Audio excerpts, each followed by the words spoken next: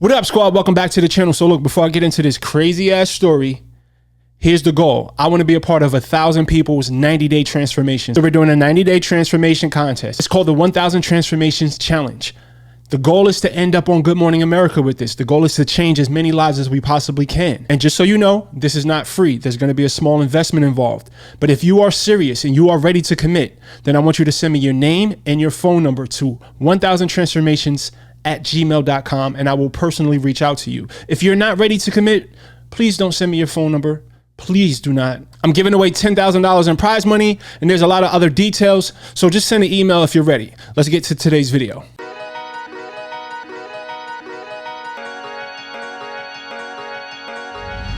So if you watched the last video, so I'm going to do this podcast style. This is not going to be a bunch of fancy editing. I'll throw some B-roll on top of this, but there's a lot to talk about. So last week I went to Buffalo. I went to a Buffalo Bills game with my boy Jelly Roll. He invited me out. So I flew up to Buffalo and I got into a scuffle at the bar with some very interesting folks. I'm going to call them racist because I heard the N-word. I don't know if it's the person who I got into the scuffle or it's someone around, or if it was his homeboy who grabbed my man, but somebody yelled the N-word and I was in the middle of a scuffle. Now, this was one of the most humbling scuffles of my life. Let me explain to y'all. I'm from Brownsville. I am a brawler. I scrap. I don't do it anymore, right? Because I'm all zenned out now. I'm mature. I'm almost 40 years old, so I'm not going to be in the streets fighting anybody. This was a very humbling moment. I'm going to get to that in a second, though. I injured my leg. I injured my ankle. And it's been mentally trying. I've been fighting with depression happening because I'm just so used to being mobile. It feels very limiting. I'm a person that freedom is one of my biggest values, and I don't feel free right now. I'm limping around the gym. I got to walk around with these crutches, and it's been trying. And I've had to get creative with the way that I exercise. There's certain exercises I can't do. But one thing I am proud of is the fact that I'm still consistent with my workouts. I haven't really missed any workouts. The workouts aren't as exciting, obviously, but I'm still getting it done. With the mental stuff that comes with this injury, the temptation to overeat, the temptation to drink a lot of alcohol, I've been wrestling with it. Most of the time I'm able to, to fight off the temptation, but sometimes I've given in and I'm just keeping it 100. But I'm feeling good. I'm in a good space. It's starting to feel better. So let me give you guys the story of what happened that night. I'm with DJ Chill. Me and DJ Chill are the only two black people in this bar. We're in a bar outside of the Buffalo Bills stadium right after they beat the Tennessee Titans. They whooped the Tennessee Titans ass. Jelly Roll and the rest of the crew, the security, are all at the tour bus. So it's just me and Chill.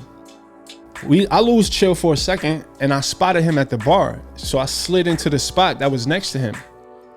And apparently somebody was waiting to get that spot at the bar, and he's like, bro. He didn't say bro. I forgot what the fuck he said. He's like, I've been waiting for that spot. I'm ordering a drink. I'm like, yo, it's no problem. I'm just talking to my man real quick. I'm not even ordering a drink. It's not an issue. Out of nowhere, he's standing behind me. I'm facing the bar. I'm kind of looking behind. Out of nowhere, dude puts me in a fucking sleeper. I've never been put in a chokehold like this in my life. Mind you, dude is like 6'5", a good 320.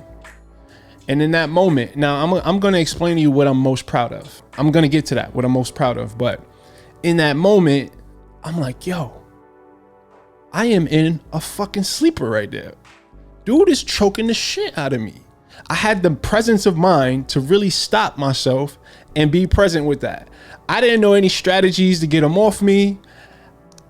My reflex wasn't to hit him in the face, but you know what? Chill. Shout out to DJ Chill. Socks the dude in the face. His boy grabs Chill, puts Chill in a sleeper. So now we both in sleepers.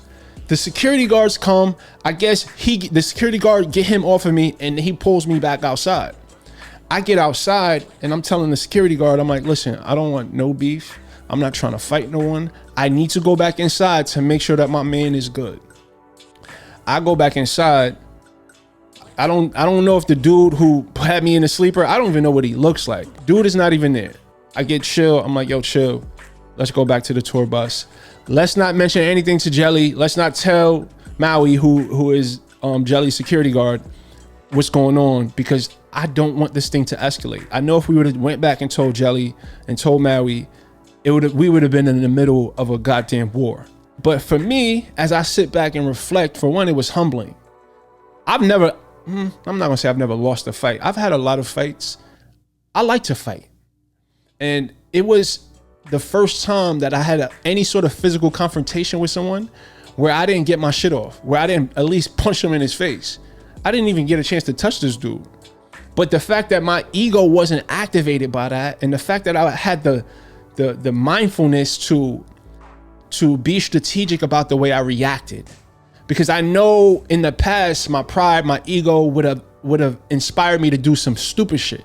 I would have ran back in the bar looking for dude. I would have tried to fight him again. I probably would have got my ass whooped because obviously I'm outnumbered.